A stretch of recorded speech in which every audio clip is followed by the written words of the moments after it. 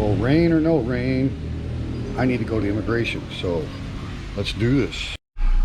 All right, so I've just got one copy of everything today because I'm just doing a pre-review to make sure all the documents are correct. I actually have both copies of everything, but there's no sense in bringing both because I'm not turning the application in. I'm making a pre-trip before I turn it in, just to have everything looked at. Whoop, better put the seatbelt on. Ding, ding, ding.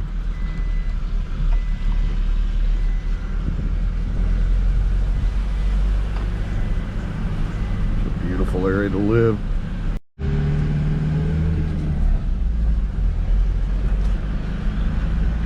Looks like the storms are blowing on through and going north, so that's always good. Listen, man, I thank you guys for watching the channel, and I know you can't watch everything. I put out a lot of content.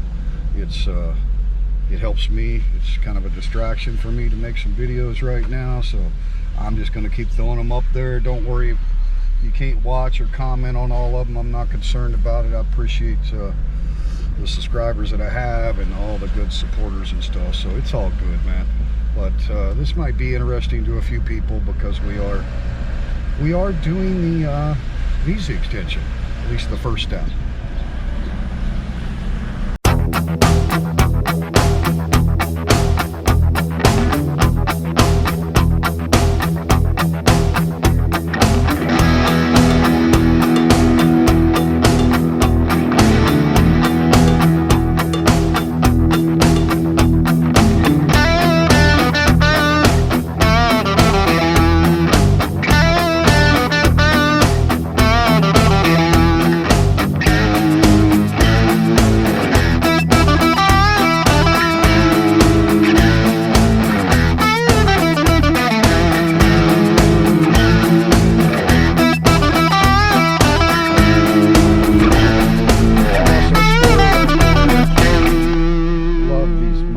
Stores in Thailand, man, they are freaking awesome. Pretty curvy.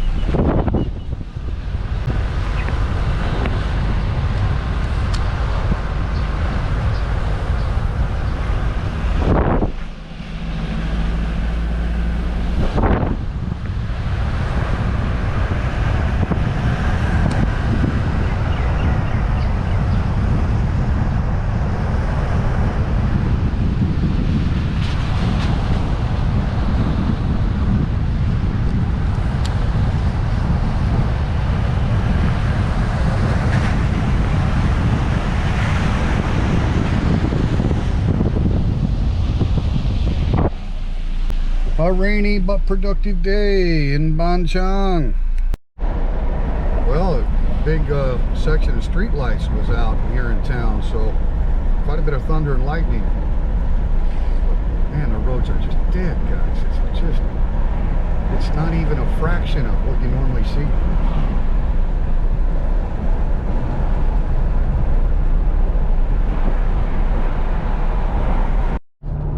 To admit, man, it's a little bit of a bizarre feeling just knowing that it's a Thursday, right? It's I don't know, about 2:30 in the afternoon. This is a major thoroughfare through Ban Chang City into Maptaput industrial area, and it's normally just busy, dude. I mean, it's a little weird, guys. It's almost like 80% of the people have left or something. It's just weird. Okay. Got a few vehicles up here, so starting to feel normal. It really is kind of eerily quiet, though. Really. It really is, guys.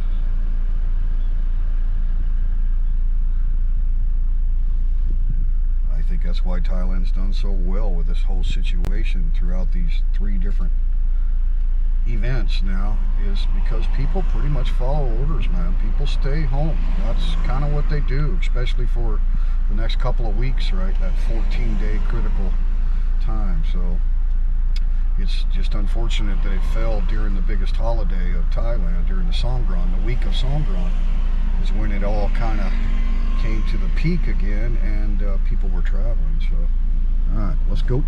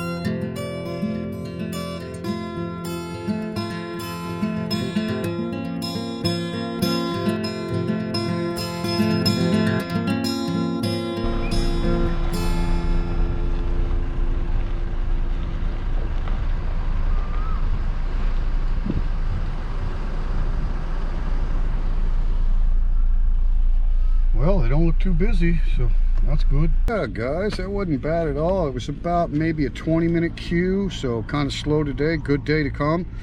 She looked at everything that I have. I mean, every page is the same officer I had last year, so she remembers me, so everything was good. She actually hand wrote every deposit that came in on the bank statement ledger for 12 months, so she counted all 12, so we're good there.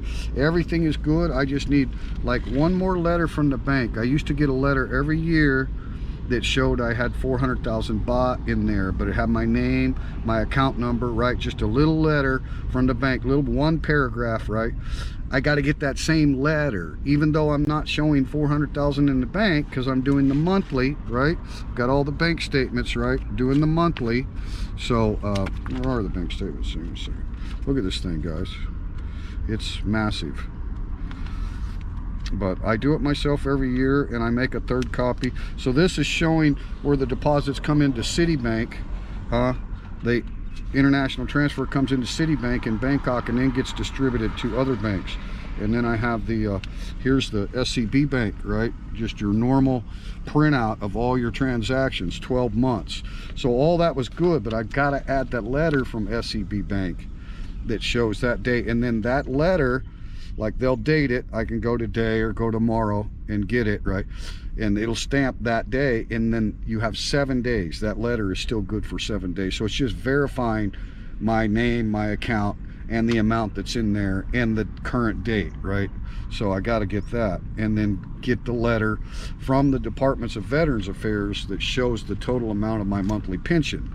So even though the Citibank statements are the ones that show Department of Veterans Affairs, right? You know, how it transferred into Citibank in Bangkok and then got dispersed to SCB. So it shows what the source is.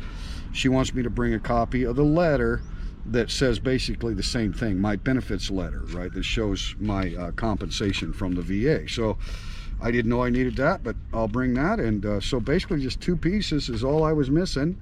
The letter from the bank and a copy from the VA, you know, so everything else is complete. So that's the benefit of going early. My visa doesn't expire till 8 May, so, and today is the 22nd of April, so, you know, still got plenty of time. And then now I'll add those 2. When my wife and I come back, I know it's going to be accepted, and then within 7 days after they accept it, both copies, right, they'll send immigration officers to the house within 7 days. And that's when you have to have your witness present, is at the house. You don't have to bring your witness to the immigration office anymore. You used to, but that's changed. Now when the immigration officers, and there'll be more than one, visit the house, take photos of my wife, verifying, you know, that we live there, that's when your witness is there. And there's one little piece of paper that the witness signs. It basically says, I know them and they live here, right? So that'll happen after the application is accepted. So anyway, for those of you that are interested, this is the non-O family, but it's basically the same extension for a retirement visa, right? Without the wife. You know, I don't have to show, if you're doing a retirement visa, you have to do everything that I'm doing, whether using the monthly income method that I'm doing this year, right? So that would all be the same. You would just take out all the stuff about your wife, right? Your wife's ID, the marriage license. You don't need any of that. But other than that, it's the same exact TM7 1-year annual extension for the retirement folks. So I will go through this after we get it accepted, and I'll have that 3rd copy, right? And I'll be able to show you exactly all the documents. We won't get into that today, but again, I highly advise that you make a preliminary trip to your immigration office when you think you've got your application complete. Go preliminarily, and then if there's something that's needed, you can make that adjustment, go get what's needed, whatever. And then when you come back to actually expect your application to get accepted, you're likely going to be successful, right? If I'd have just came today thinking I'm going to get my application accepted, I would have been disappointed, because it's not going to be accepted. I've got to have 2 more pieces of paper. So I didn't come here to get it accepted. I came here to get the preliminary review. All right? Okay, guys. That's it for this one, man. Peace and love to everyone. Triple T signing out.